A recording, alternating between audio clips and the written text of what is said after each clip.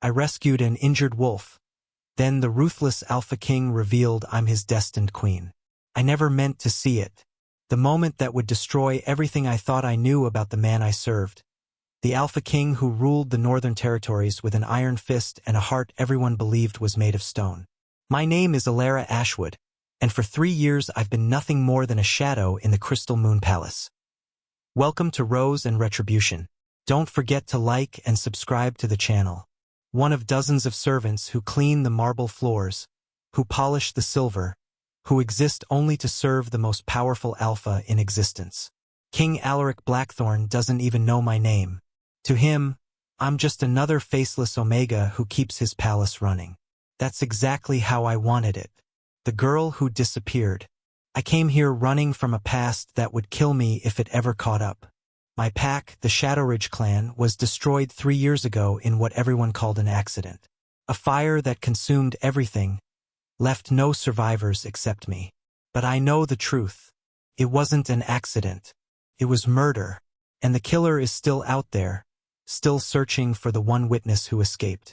So I hide in plain sight, just another servant, just another nobody. I keep my head down, do my work, and pray that anonymity will keep me alive. Tonight, that protection shattered. Breaking protocol.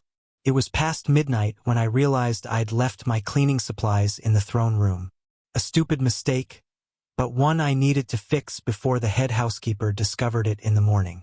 Mrs. Thornwick had already warned me twice about carelessness.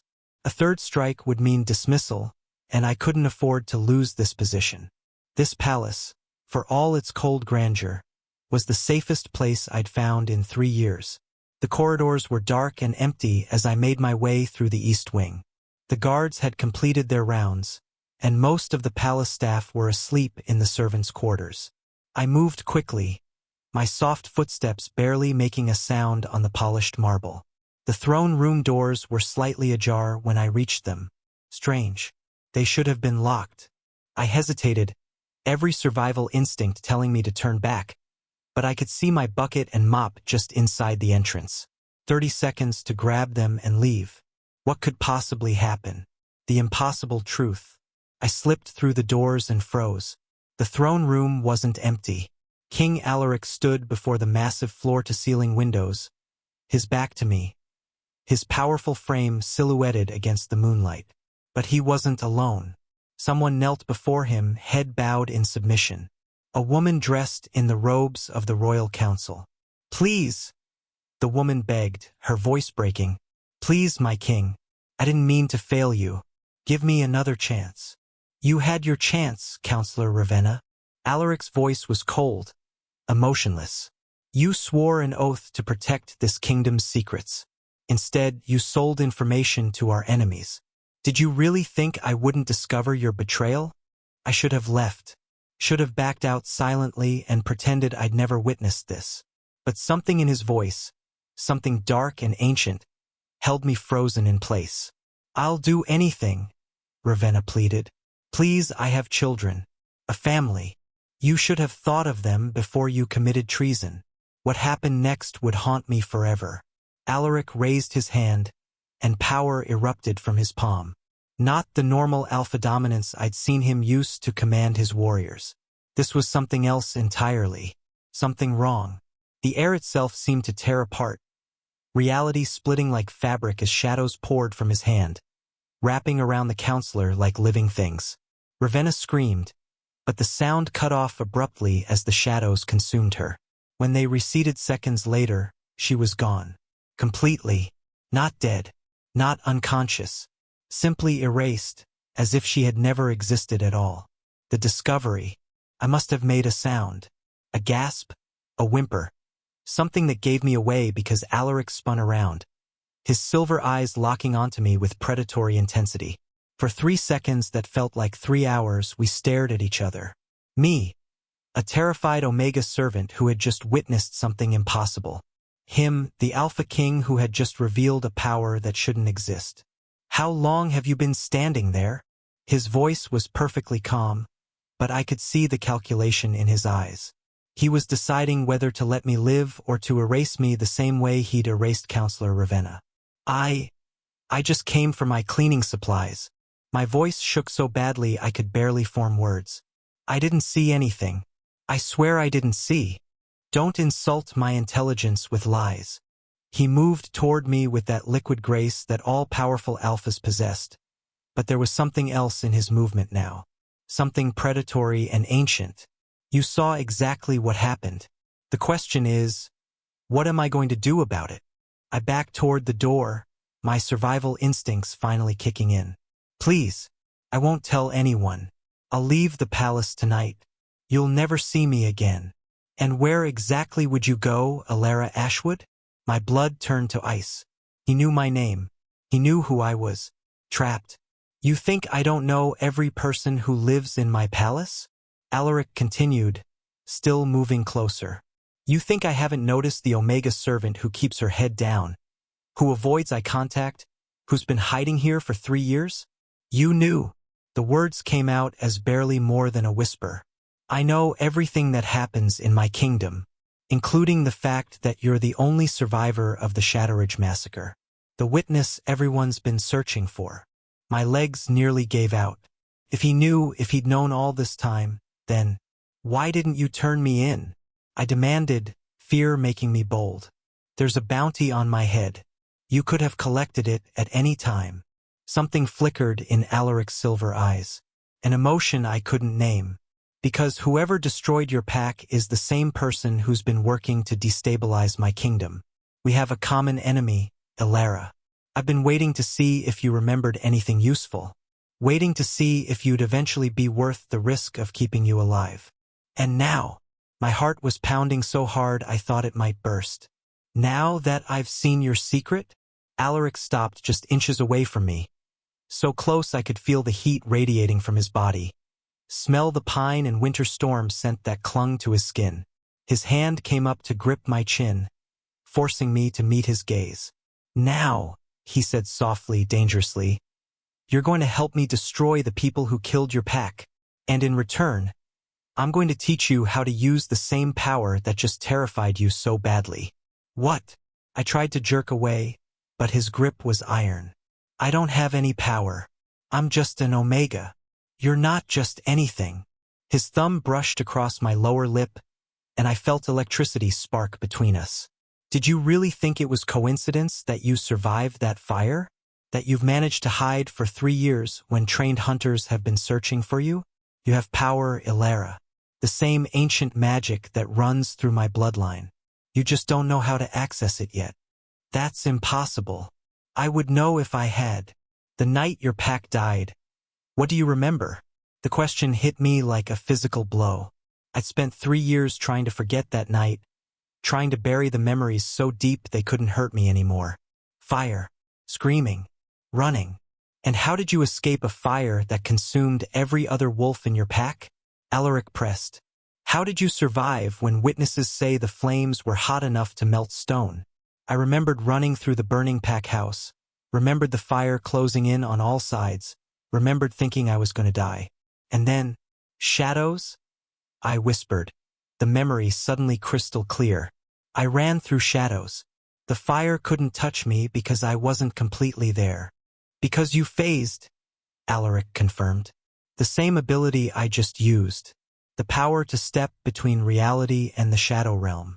It's called void walking, and it's been extinct for over 1,000 years. Until now. The proposal. My mind was reeling, trying to process this information. Why are you telling me this? Why not just kill me to protect your secret? Because I need you. His hand moved from my chin to cup my face, and the tenderness of the gesture was somehow more frightening than his earlier coldness. For 3 years, I've been searching for another Void Walker, someone who could help me track down the traitors in my court, who could move through the palace unseen, who could be my eyes and ears where even I cannot go. And you expect me to just trust you? To become your spy? I expect you to be smart enough to recognize opportunity when it presents itself. Alaric's silver eyes burned with intensity. You're being hunted, Alara. Your face is on wanted posters across 5 territories. Without my protection, you'll be dead within a month. But if you work with me, if you let me train you to control your power, you'll have the strength to destroy everyone who hurt you. At what cost? I demanded. What do you want in return? His smile was dark and dangerous. Everything. Your loyalty, your service, your complete obedience. You'll live in my private quarters where I can monitor your training. You'll go where I send you, do what I command, become the weapon I need you to be. So I trade one prison for another. You trade hiding for power, fear for revenge, running for fighting back. His other hand came up to frame my face, holding me captive with more than just physical strength. I'm offering you something no one else can, Elara. The chance to become strong enough that you'll never have to hide again. I should have said no. Should have fought, screamed, tried to escape. But looking into Alaric's eyes, feeling the pull of something that might have been the mate bond or might have been simple survival instinct, I knew I was already trapped. One condition, I heard myself say. You help me find whoever destroyed my pack. You help me get revenge. Done. His smile widened. We'll start your training tomorrow at dawn. Tonight, you move your belongings to the royal wing. From this moment forward, you're no longer a servant. You're my personal asset, my secret weapon. What do I tell the other servants? Nothing. They'll be told you've been dismissed for theft. Let them gossip and speculate. It's better if everyone thinks you're gone. Alaric stepped back, releasing me, but the imprint of his touch lingered on my skin like a brand. Go pack your things. My guards will escort you to your new quarters within the hour. And Elara? His voice stopped me as I turned toward the door. Don't even think about running. You might be able to walk through shadows, but I can hunt through them. There's nowhere you can hide that I won't find you. I left the throne room on shaking legs, my mind spinning with everything that had just happened. In the span of 10 minutes, my entire life had changed. I'd gone from invisible servant to the Alpha King's secret weapon. From hiding to training for war. The girl who had spent 3 years trying to disappear had just been pulled into the light by the most dangerous man in the kingdom. I'd spent the night in a room that was larger than the entire servants' dormitory I'd shared with 15 other Omegas. Silk sheets, carved furniture, a private bathroom with running hot water. Luxuries I hadn't experienced since before my pack's destruction. But I couldn't enjoy any of it. Every sound made me jump, convinced that Alaric had changed his mind and was coming to eliminate me after all. When the knock came at 5 in the morning, I was already dressed and waiting. The woman who entered wasn't what I expected. She was tall and elegant, with silver-streaked black hair and eyes that assessed me with sharp intelligence. Her scent marked her as a high-ranking beta, and the way she moved spoke of combat training and deadly skill. I'm Captain Lyra Thornhart, head of the King's personal guard, she said without preamble. I'll be overseeing your training. The King wants to see you in the private training hall immediately. Follow me. First lesson. The private training hall was hidden deep in the palace's lower levels, accessible only through a series of warded doors that responded to Alaric's power signature. When we finally reached it, I understood why it needed to be so secure. The room was massive, with walls covered in strange symbols that pulsed with dark energy. The floor was marked with circles and sigils I didn't recognize, and the ceiling disappeared into shadows that seemed to move with a life of their own.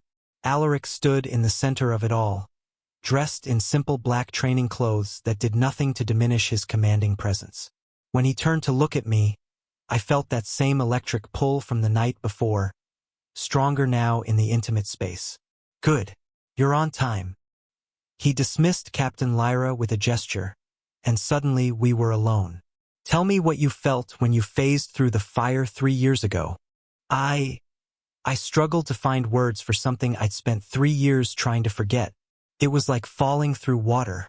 Everything went cold and dark, and the world became distant, muffled. The Shadow Realm, Alaric confirmed. It exists parallel to our reality, separated by the thinnest of veils. Void walkers can cross that veil at will, moving through shadows like other wolves move through doors. But it's dangerous if you don't know how to control it. Stay too long, and the shadows will consume you. Lose your anchor to reality, and you'll be trapped there forever. He moved closer, and I had to resist the urge to back away.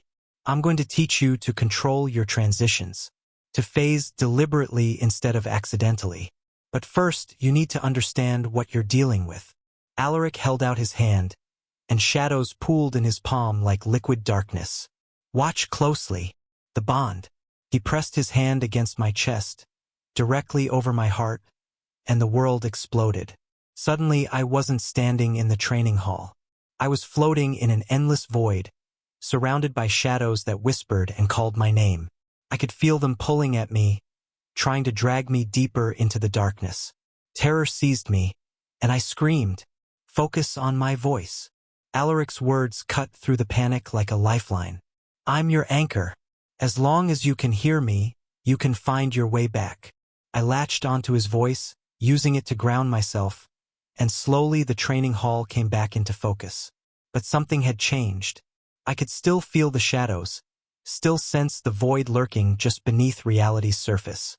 And I could feel something else too, a connection to Alaric that hadn't been there before, like a golden thread linking my heart to his, pulsing with shared power and something deeper, more primal.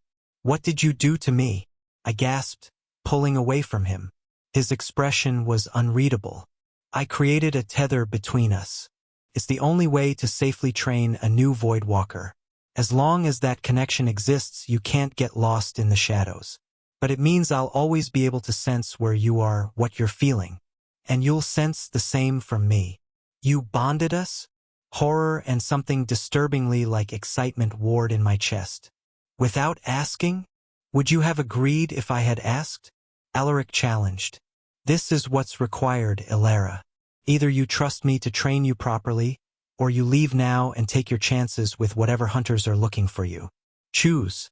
I wanted to be angry, wanted to rage at him for violating my autonomy. But the practical part of my brain, the part that had kept me alive for 3 years, recognized the truth in his words. I needed this training, needed his protection. And if I was being honest with myself, some small part of me wanted that connection. Wanted to matter to someone again after 3 years of being nobody. "Fine," I said through gritted teeth. "Teach me." Forbidden attraction. The training was brutal. For hours, Alaric pushed me to phase in and out of the shadow realm, to maintain control while navigating the void, to use the shadows as a weapon instead of a refuge. Every time I lost focus, every time I panicked, he was there, his voice pulling me back, his power steadying mine. And with every exercise, I became more aware of him, of the way he moved, the way he smelled, the way his silver eyes tracked my every motion.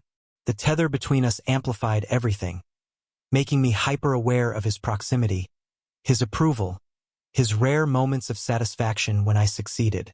It was intoxicating and terrifying in equal measure. "Enough," Alaric finally called when I was dripping with sweat and shaking with exhaustion. "You've done well for your first session.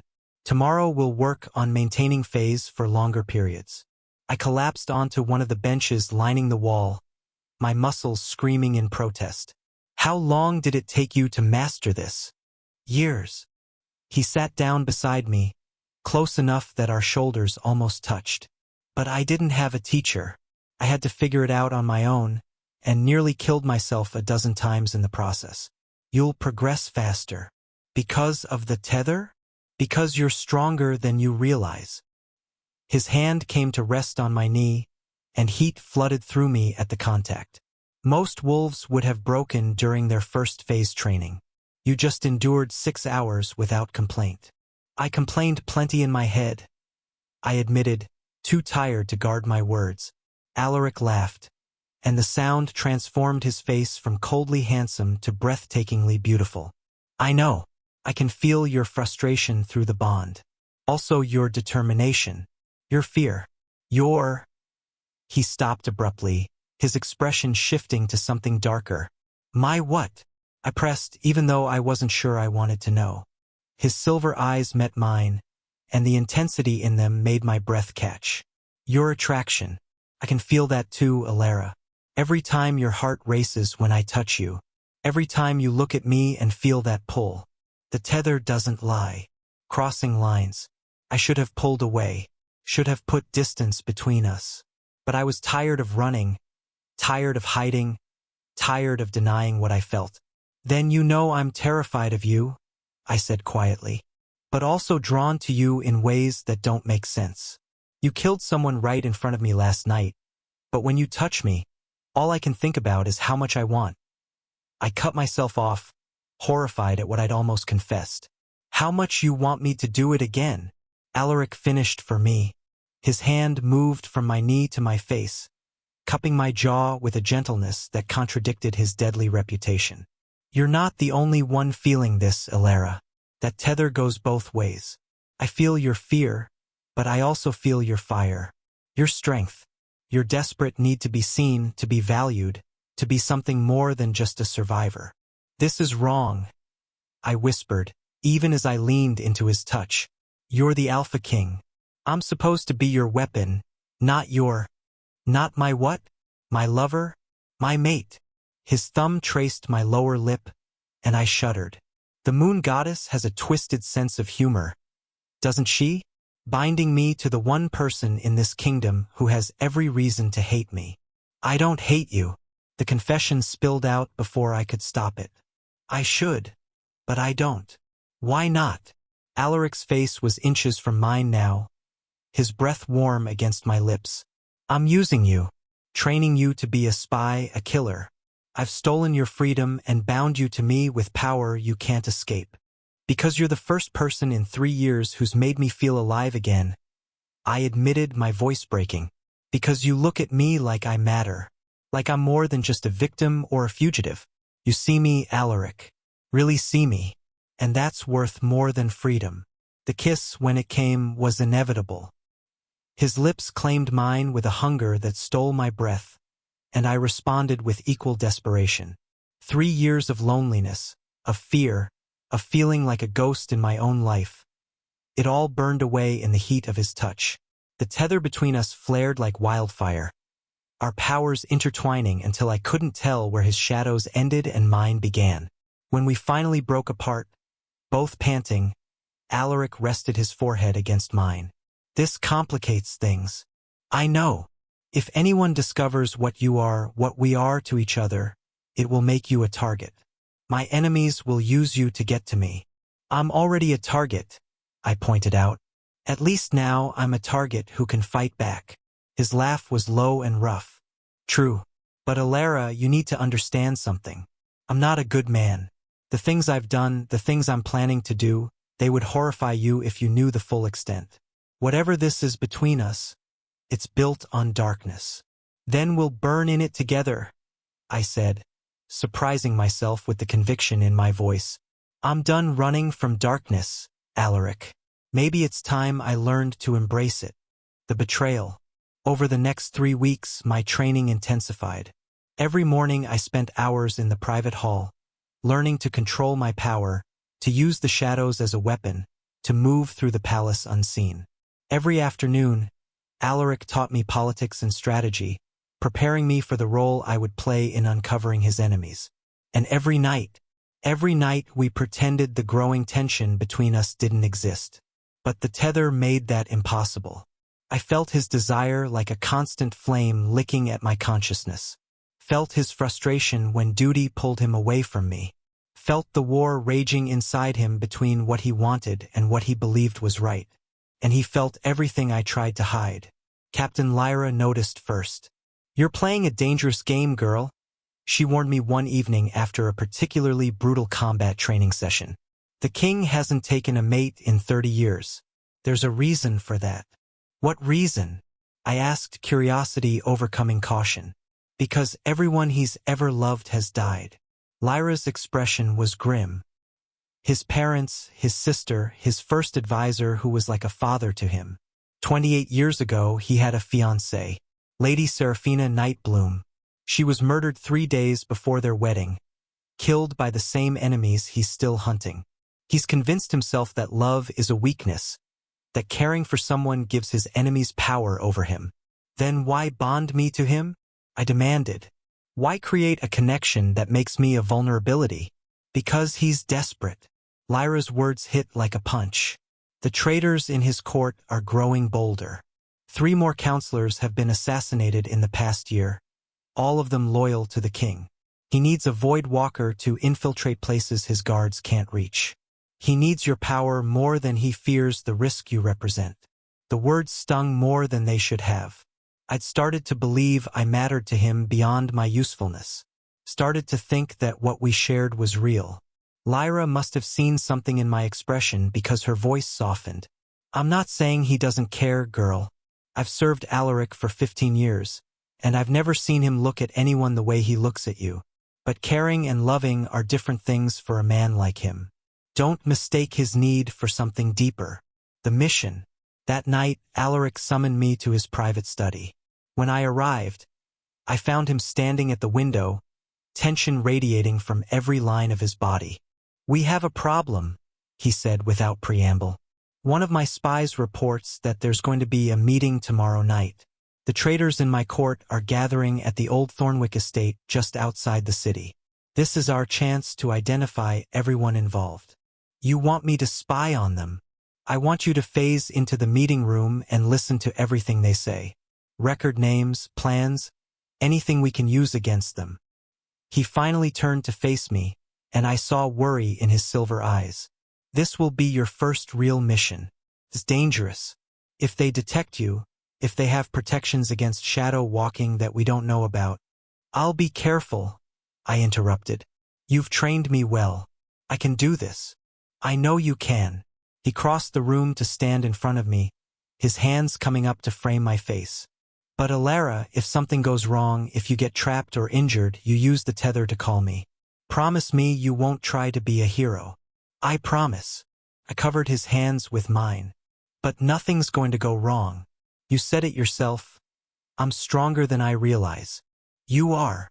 He kissed me then, slow and deep, pouring all his unspoken emotions into the gesture. When he pulled back, his voice was rough. "Come back to me, Alara. Whatever you discover, whatever happens, come back to me." The revelation. The next night, I stood in the shadows outside the Thornwick estate, my heart pounding with a mix of fear and anticipation. Through the windows, I could see figures gathering in what looked like a study. Rich wolves in expensive clothing, all wearing expressions of barely concealed satisfaction.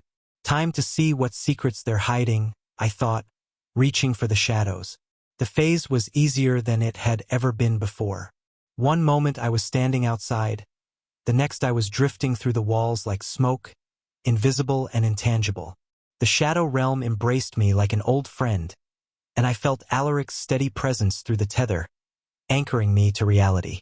I positioned myself in a corner of the study where I could see and hear everything without being detected.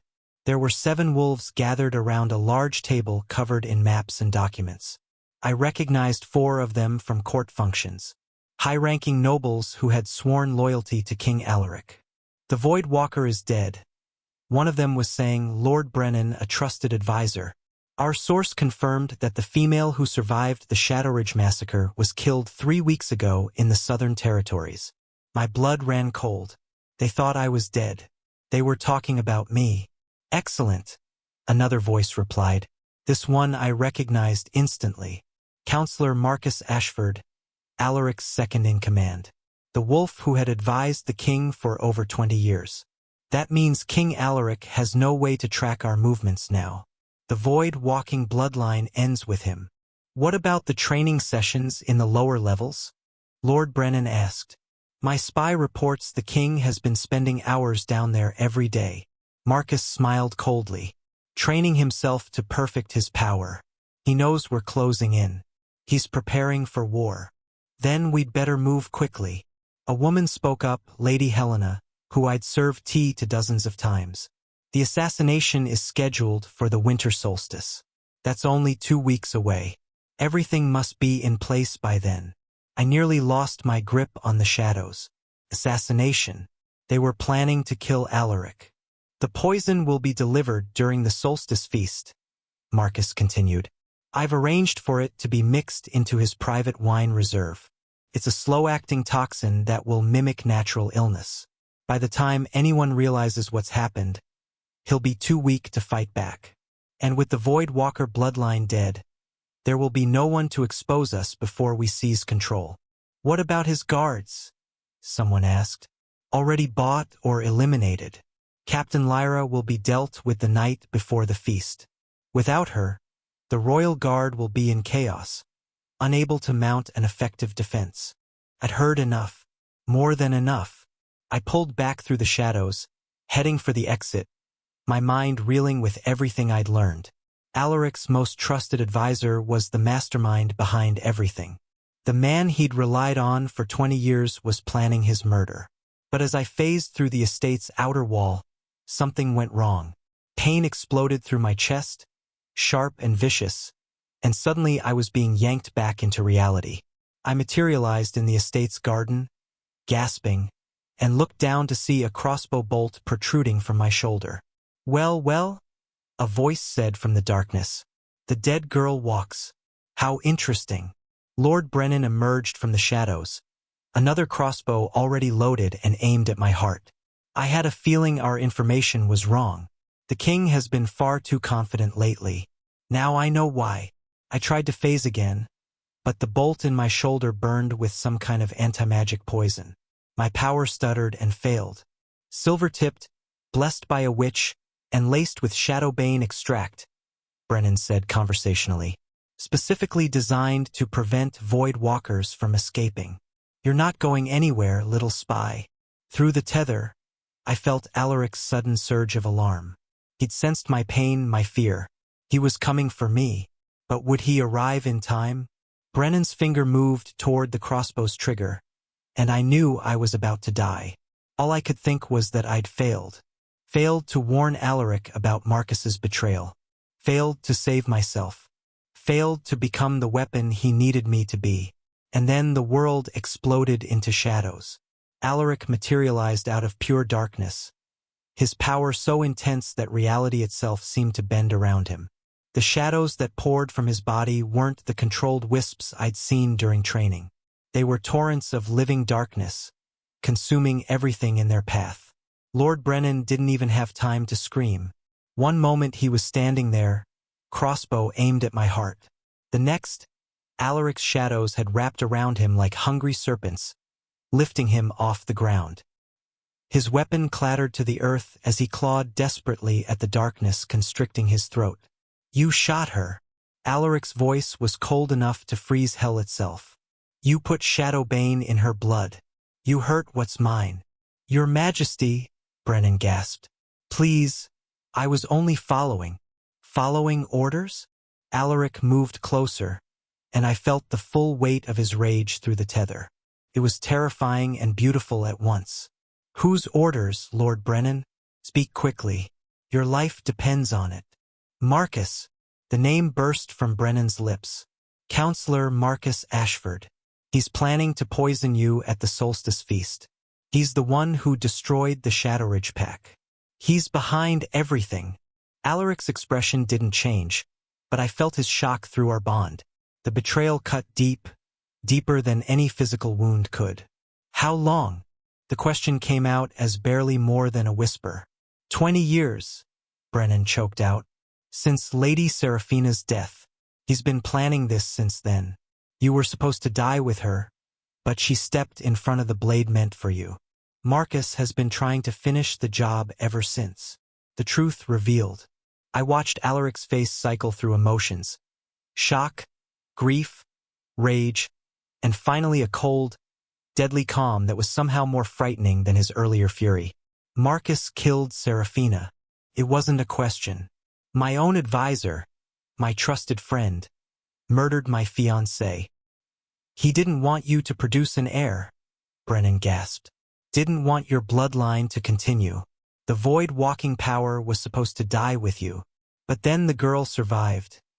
His eyes flickered to me. And he had to eliminate her too. The Shadowridge massacre. I breathed, pieces clicking into place. My pack was destroyed because of me? Because of what I am.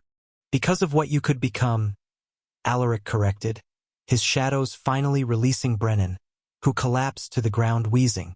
A threat to Marcus's plans. Another Void Walker who could expose his network of traitors. He turned to me, and I saw something in his eyes that made my chest ache. Guilt. Self-recrimination.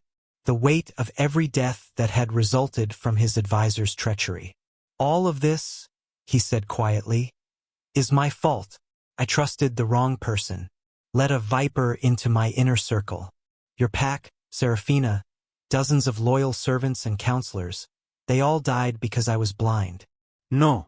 I struggled to my feet despite the bolt still lodged in my shoulder, despite the poison burning through my veins. They died because Marcus Ashford is a monster, because he chose betrayal over loyalty. This isn't your fault, Alaric. Isn't it? His laugh was bitter. I prided myself on being perceptive, on seeing through deception.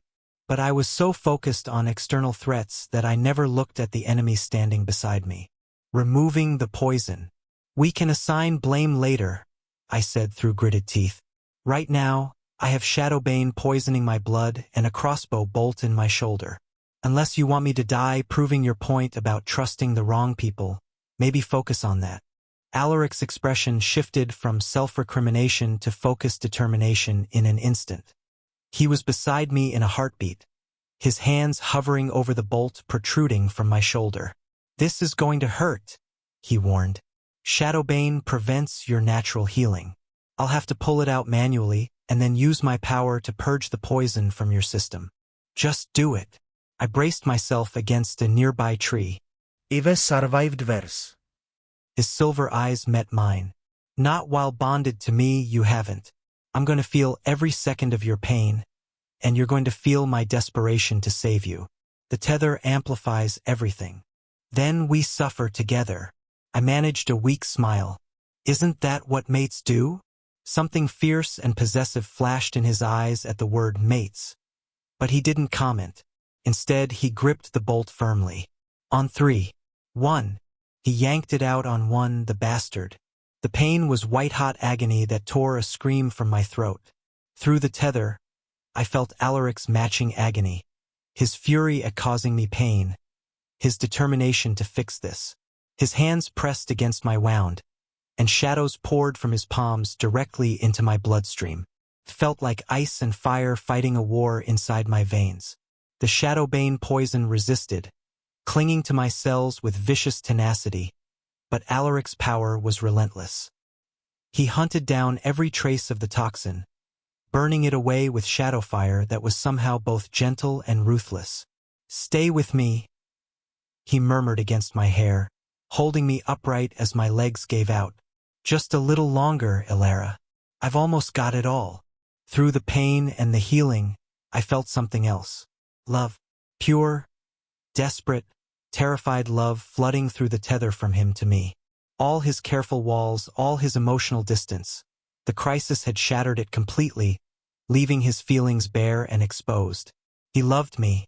The Alpha King who claimed he couldn't afford to love anyone loved me with a ferocity that took my breath away. There, he finally said, his voice rough. The poison's gone. Your natural healing should handle the rest. I looked down at my shoulder to see the wound already closing, pink new skin forming where the bolt had pierced through. The advantages of being a werewolf. Thank you, I whispered, turning in his arms to face him fully. And Alaric? I feel it too, through the bond. Everything you're trying not to say. His jaw clenched. Ilara, I love you too, I interrupted. And before you tell me all the reasons why this is impossible or dangerous or foolish, just know that I'm choosing this. Choosing you. Choosing us. Despite everything. The confrontation. We need to get back to the palace, Alaric said after a long moment where he simply held me, his face buried in my hair. Marcus can't know that we've discovered his treachery. Not until we're ready to strike. What about him? I gestured to Lord Brennan, who was still collapsed on the ground, watching us with wide, fearful eyes. He's coming with us. Alaric's voice was cold as winter. He's going to tell me everything about Marcus's plans, every conspirator, every detail. And then he's going to help me set a trap. Alaric's shadows wrapped around Brennan like chains, and we phased back to the palace together, traveling through the shadow realm with a speed and ease that would have been impossible for me alone. When we materialized in the private training hall, Captain Lyra was waiting, her hand on her sword. "My king! I felt your alarm through." She stopped when she saw me, bloodied and supported by Alaric's arm. "What happened?" "Betrayal," Alaric said simply. "Marcus Ashford is the traitor we've been hunting. He's planning to poison me at the solstice feast and has been working against us for 20 years. To Lyra's credit, she didn't waste time with shock or disbelief. Her expression hardened, and her hand tightened on her weapon. "Orders. Lock down the palace. No one enters or leaves without my explicit permission. Arrest Marcus and bring him to the throne room. Do it quietly. I don't want the other conspirators to scatter before we can identify them all. And Lyra?" His voice dropped to something dangerous. "If he resists, you have my permission to use whatever force necessary. But I want him alive. I have questions that need answering."